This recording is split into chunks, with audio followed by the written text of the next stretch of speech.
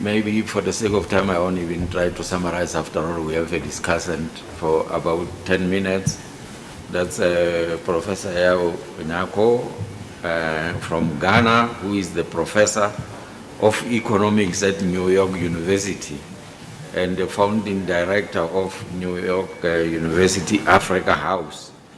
He's the director of the New York University Center for Technology and Economic Development, and also the co-director of the Development Research Institute. He is the 2009 winner of the BBVA Frontiers in Knowledge Award on Economic Development Cooperation. His research interests are in the area of economic development and theoretical economics. He has worked on models of human capital as engines of economic growth, as well as on the brain drain and skills acquisition in the growth process, and is currently engaged in research on technology and economic development. He is the author of several research papers and has received numerous awards and grants as a result of that, and he's an editor and at one time even associate editor on a number of academic economic journals. So we have a heavyweight here. He's the president of African Econometric Society and past vice provost of New York University, with a portfolio which included the oversight and establishment of campuses of New York University in Africa and around the world. So Professor Yao Nyako, he's a graduate of the University of Ghana, but his MA and PhD in economics are also from Cornell University. So Cornell reigns supreme, and and it should.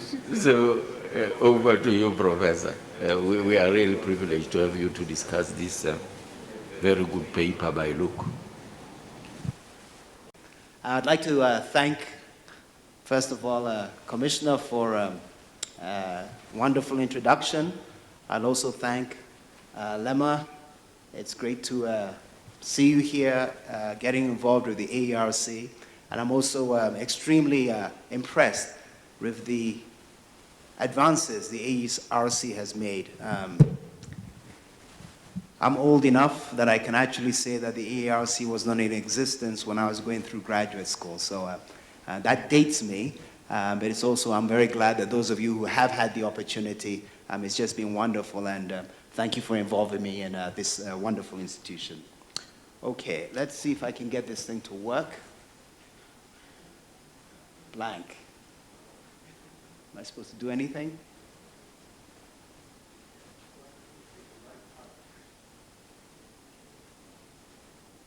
Okay, we're in business. All right, so I'm going to make some remarks about this wonderful paper. In case you do not get the picture, I'm going to be congratulating the authors. I think it's a very important topic. It's a very complicated topic, and it's something which all of us as researchers, economic researchers, need to get involved in. And we need to ask the right questions, okay? So all I'm going to do today is give a reflection on some ideas, some thoughts, and I'm told I have to do all of that in 10 minutes from now. Is that okay? 10 minutes, okay. I have my watch here, 10:54. All right. So,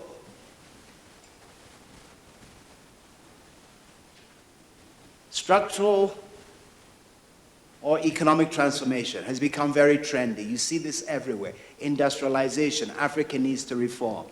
These are all good things. I should remark there's even a Center for Transformation Asset run by K.Y. Mwako, the former head of UNECA. African Development Bank, in its various flagship papers, have spoken about structural transformation in one way or the other. The UN ECA has done the same thing. I think it's industrializing through trade.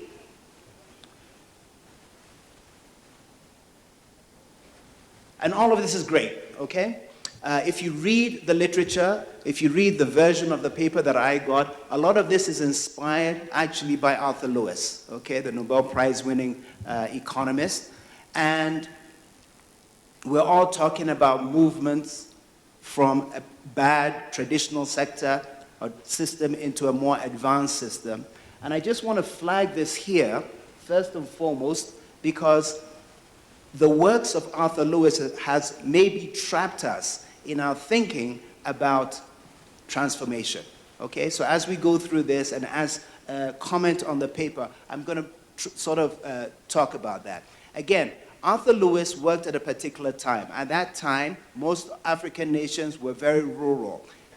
The leaders we had at that time all wanted industries. Those industries were to be in cities, cities that were newly formed. Arthur Lewis, as many of you know, was the economic advisor to Kwame Nkrumah. Kwame Nkrumah wanted to build some new cities, the city of Tema. He wanted to revolutionize Accra and actually put up industries there. So the debates at that time was all about freeing resources from the agricultural sector into the cities. So let's just keep that in mind because I think it has clouded, if you will, some of the theories that we are talking about when we talk about industrialization. I should also remark that I have only 10 minutes. And this thing is so hard to work. Okay. I can't make it work. All right, let me stop here.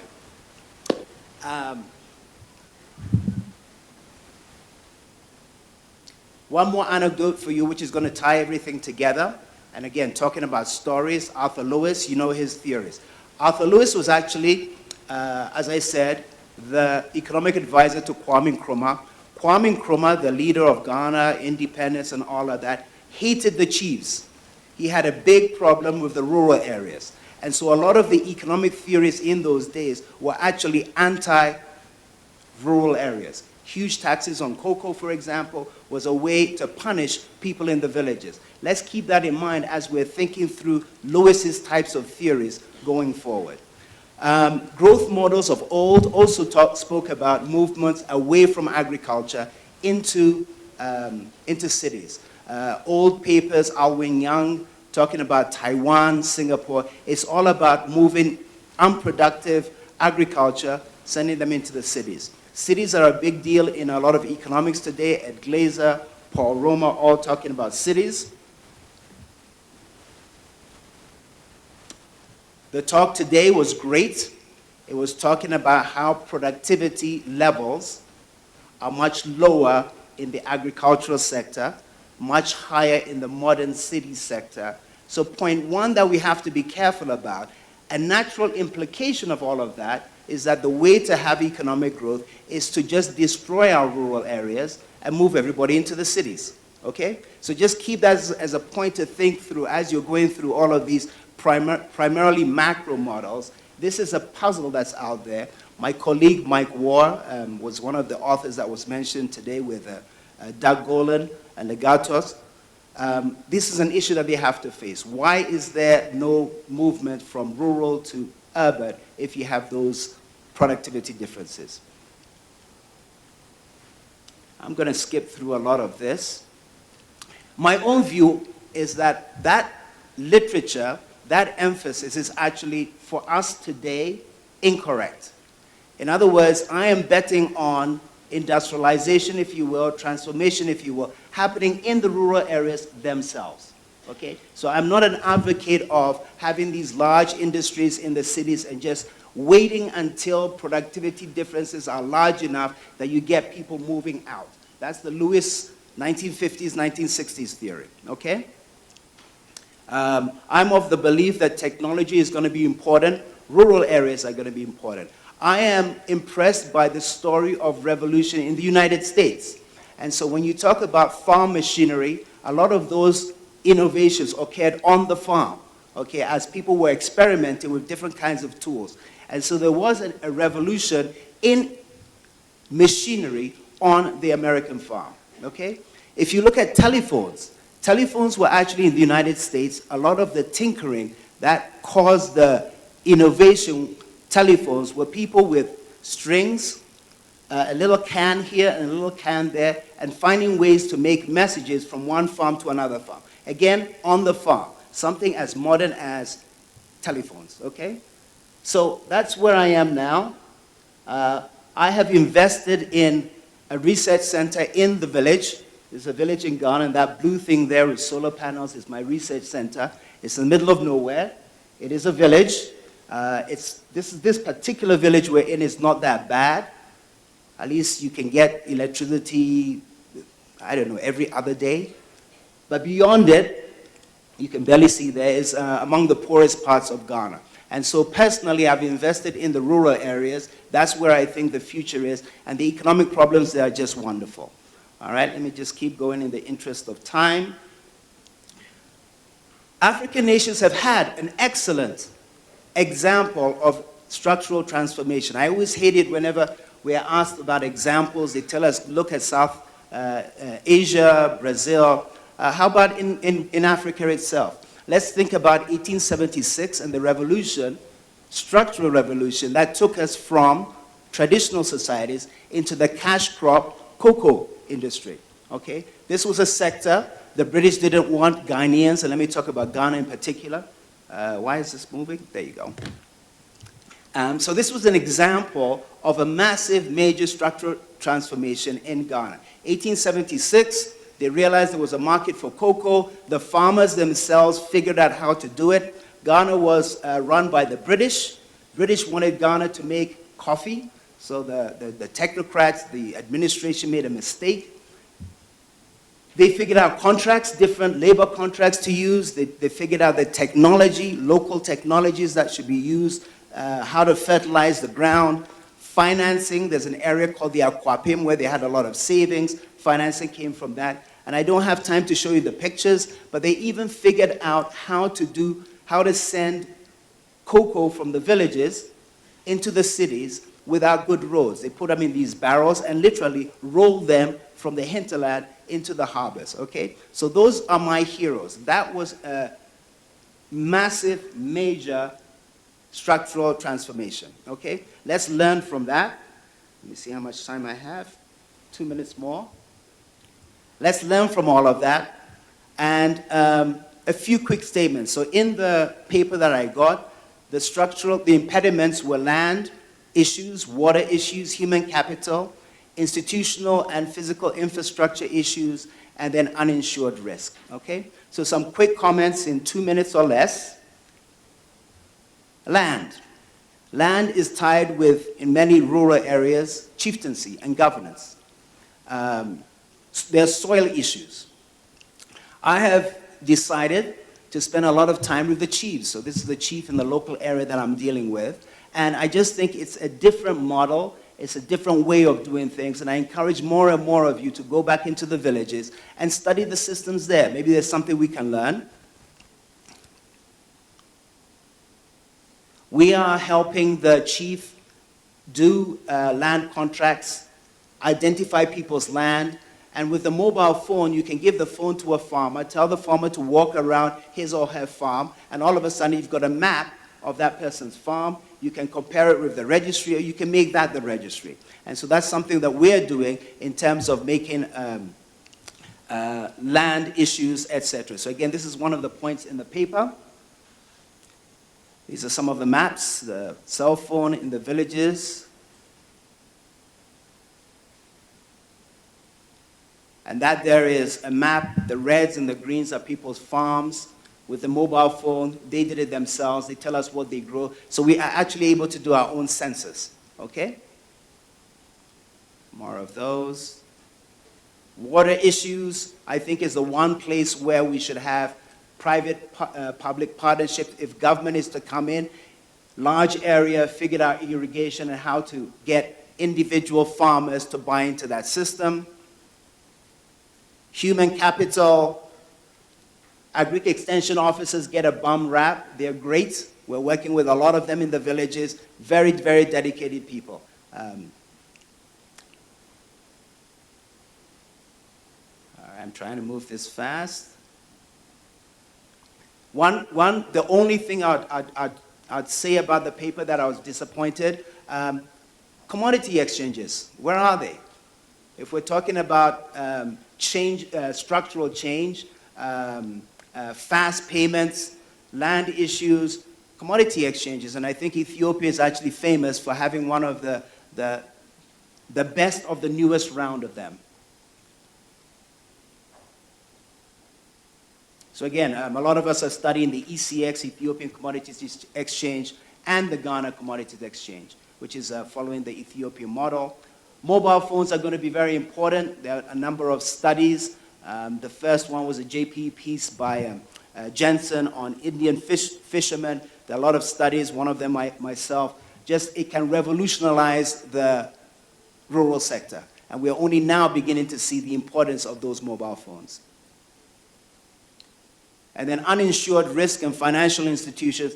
Again, mobile phones. There are a number of cases where you have index insurance. So the problem with insurance is that the farmers, it's just too small to have individual insurance. So have insurance based on an index, waterfall in that region. You get their premium either when they're going to buy seeds or through minutes on their phones. You pay them back through their phones, okay? So that's something that's happening. In case you're wondering whether this can really take off, M-Pesa in Kenya, it's a big deal, right?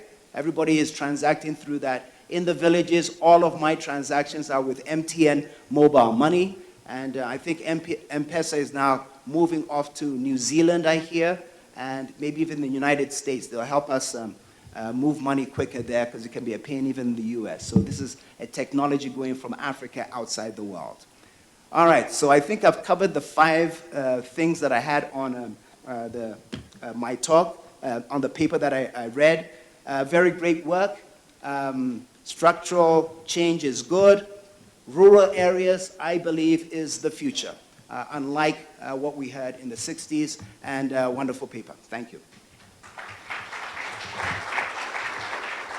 Thank you very much, Professor, for taking that historical and other aspects and distilling all that within 10 minutes. You observed the 10 minutes limit. Yeah.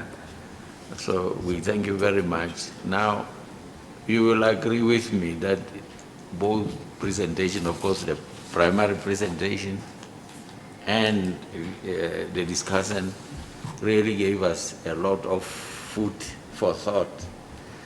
So to make sure that we don't get indigestion, let's take a break and digest these good points that have been raised.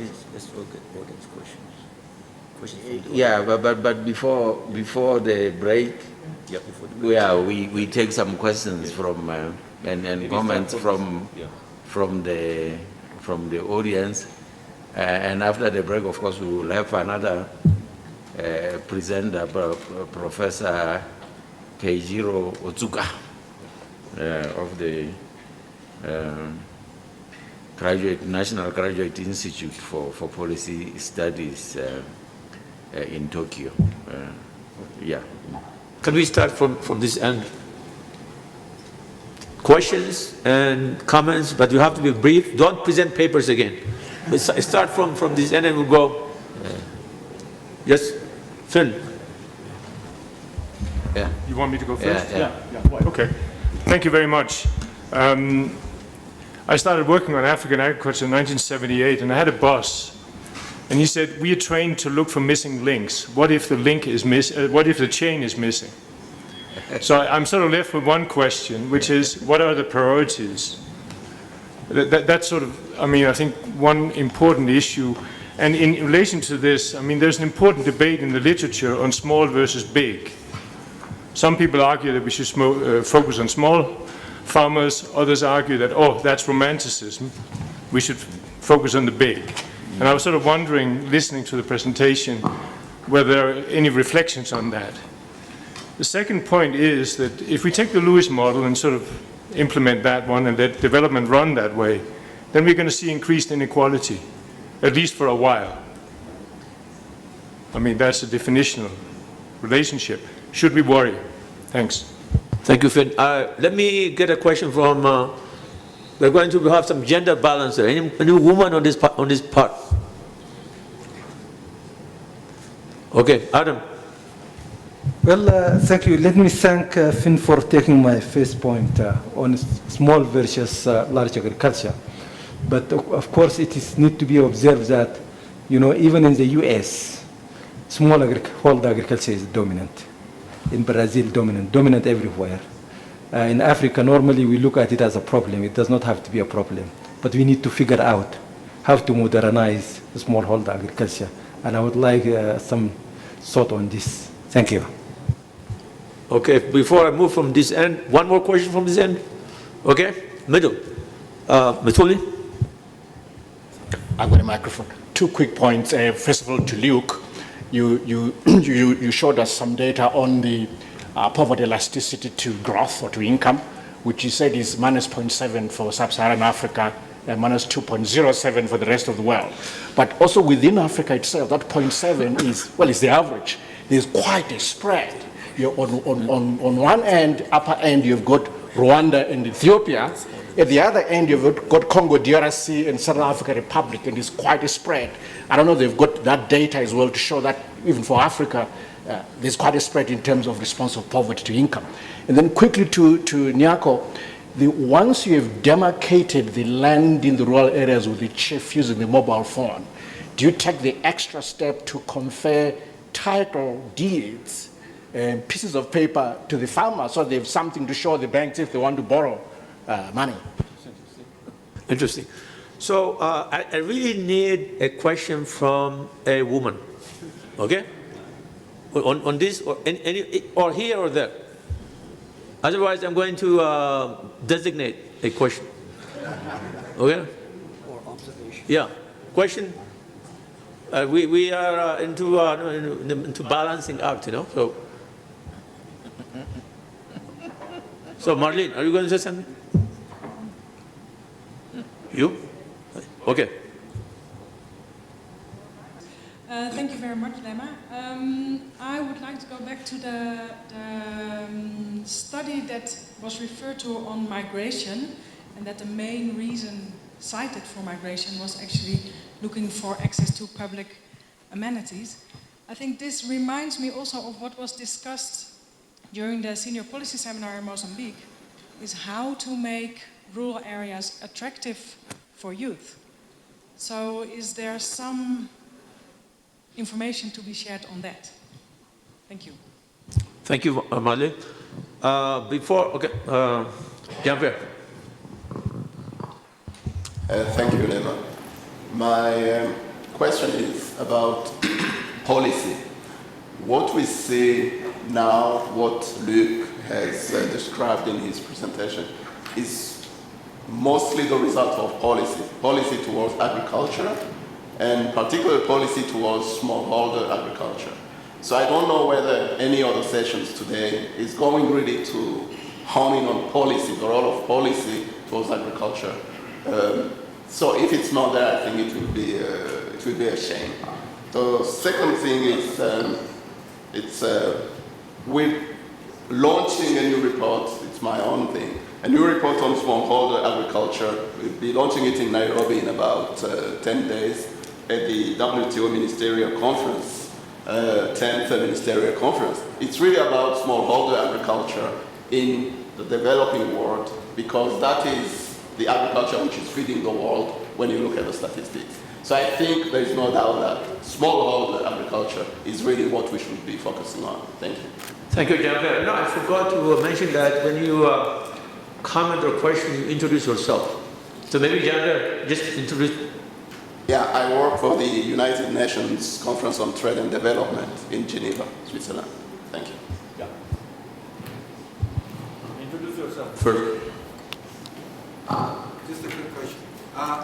Introduction? Yes, I will. I'm Joe Atamensa with the UN Economic Commission for Africa. Quick question to both Yao and to Luc. In the discussion on either economic or structural transformation, what is missing in the discussion is the role of finance. Because how is this structural transformation going to occur? And I think I like the question that was posed by the former chief economist of the ADB, in the sense of how maybe the title list becomes collateral in terms of finance for farmers or for a business community. So I'd like this discussion, what is the role of the banks? We have the PTA guy here who is coming with a blank check, but he also wants to know whether it's viable. There's a dilemma, your work on agency, and all that comes in. So how does this play a role in structural transformation? This is something we never discussed. Thank you. Thank you. Way in the back, one more question, then I'll move to, yeah, go ahead. Okay. Introduce yourself. Okay, my name is Godfrey Quaker, CPP class. I have two basic questions. What is CPP? CPP student. Okay, fine. Okay, I have two basic questions. One is, what is the roles of cooperative unions in transforming agriculture? That's one. And secondly, in transforming agriculture, is it gender sensitive, or what's the roles of gender, particularly in transforming agriculture? Thank you. Okay, thank you very much. So I'm going to move to the far right. Very good presentations. Thank you, Luke, and the team. Bekaleshwaram from the Partnership for Economic Policy. I think the discussion about the small and large is really a key issue on agricultural transformation in Africa today. And I think there's one aspect maybe which didn't come out very clearly also in the presentation. That is technology. I think you mentioned it maybe indirectly that the joint use of key inputs, especially, for example, fertilizer, water, and modern seed. Seed is a key issue, or it could be animal technology as well, but the seed is crucial. And in Africa, I think the key challenge is we have such a diverse continent and we don't have technology that is probably most suitable also for all these different systems, ecozones that we have in the regions. And for small-scale farmers to be able to actually utilize modern inputs in combination, the seed and fertilizer and water together is a key challenge which is holding productivity growth, and maybe that needs to be reflected particularly. And the role of both small and large farmers in terms of increasing productivity needs to be reflected. Thank you. Thank you very much. I think one more question or comment from the far end. Anyone on? Yes,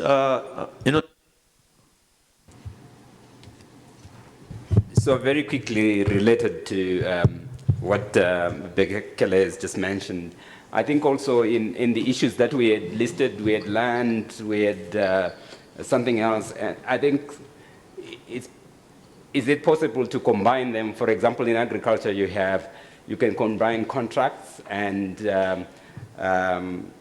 human capital formation and markets, so that you drive the development of the rural areas all at once, in a similar way we do industrial parks and things like that. Thank you. Thank you very much. I think I'm going to take just one last question from a woman. Okay, Mashiko. I think we all enjoyed the presentation and the comments. I think it's all very important point. I just felt one missing is something in two aspects. Yes, of course, smallholder agriculture farmers are mainstay, but also there are commercial farms emerging and contract farming emerging in Africa as well. So what are the linkage between these commercial farms and rural economies, and particularly also how the conditions prevailing in rural labor market issues? Are there anything which can be discussed in terms of transformation rural economy, and also nature of agriculture, African agriculture, in linking to global market? There are non-traditional crops like flowers and all this are also penetrating in many agriculture sector in Africa, Ethiopia, Kenya, and what are the role of these new activities, commercial activities, through labor market, through other diversifications and enlarging incomes. Thank you. Thank you, Mashiko. I think we're going to end here. By the way, your question is a very good prelude to the next plenary. We're going to have the next plenary on integrating African markets, and this will be interesting. So, look, you don't really have to be that detailed. Don't present your paper again, and just kind of react to any questions or comments, but in 5 minutes. Sure. Thank you. I think I would start again from the challenge is to increase labor productivity for the poorer segments of society. Most of them are in agriculture. From there, I would make the difference between staple crops and non-staple crops. I think it's a very essential difference. And the reason why it's different is that for the non-staple crops, they're basically to market them, you need volume and consistency, and their value chains can develop much more easily than it is for the staple crops. One challenge with staple crops to provide inputs is that people can always side sell. You cannot basically bind them in a contract, or it's much harder to bind them in a contract that's enforceable.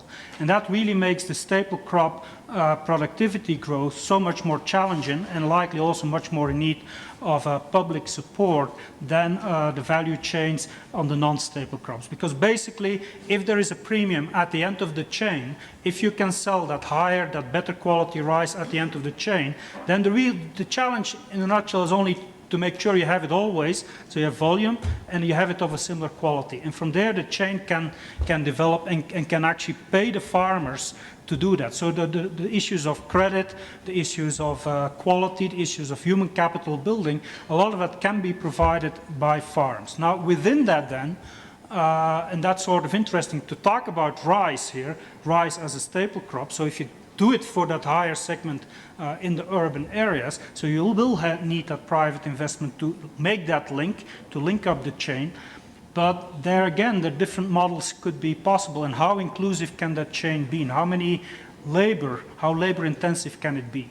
And I think there we're basically experimenting at the moment, the world basically, with different models. It could be contract farming, could be estate farming, nucleus with outgrower schemes, or it could be sort of plantation type. And on the latter end, I cannot help if you go for plantation type, not only do you going to get more mechanized farming, more capital intensive farming, and on top of that, you'll also get a policy agenda which is going to be driven by that, which is going to be different. If you're a big farmer coming in, your key challenge is to make sure that nobody's going to contest the land you're going to be cultivating. So land tenure security is going to be critical to make sure that 2 years down the road you don't have problems.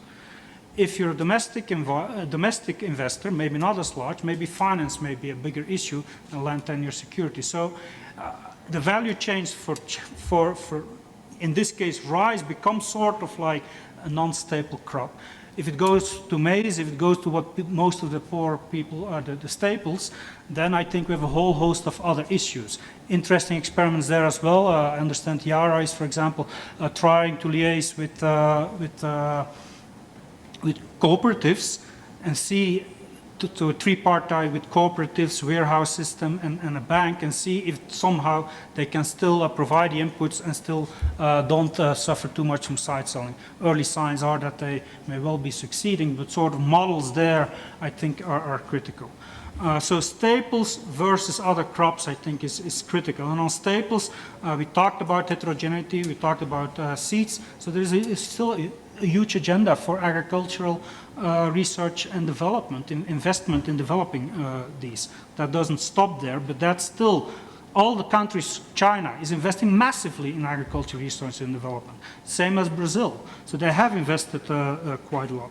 I think, moving off the farm a bit, I think there's a very important agenda here on the secondary towns, and can they basically help facilitate supplying the inputs to their hinterlands, but also creating jobs in the ag chains.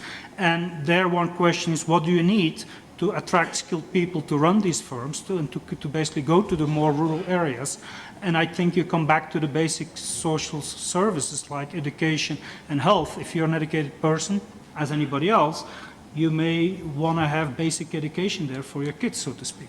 So these making the towns more attractive, and that is so that also people move for the right reasons. They don't move and look for amenities, but they move for better job opportunities. So I think there is a critical agenda, a research agenda there, and do we indeed get an equalization of the provision of social services across space? I think is an important agenda. So I commented on finance. I think that links partly in these chains, but it also remains a critical challenge for Staples, and I don't think we have come up with a good solution which works in many ways. But so there is still searching going on. Finally, maybe on the poverty to growth elasticities, yes, very different. And actually, to drive the point home that it's not just Staples, it's also the policies which you use for Staples. Not only do you have high poverty to growth elasticities in Ethiopia and Rwanda, where yields have doubled, at the same time you have low poverty to growth elasticities in countries like Zambia and Malawi, which have very different policies in terms of their agriculture, even though yields increased substantially in both countries as well. But very different policies, very different poverty-reducing effects. So yes, even within countries which do increase their staple crop productivity, policies will matter for the poverty-reducing effects. Thank you. Good. Thank you very much.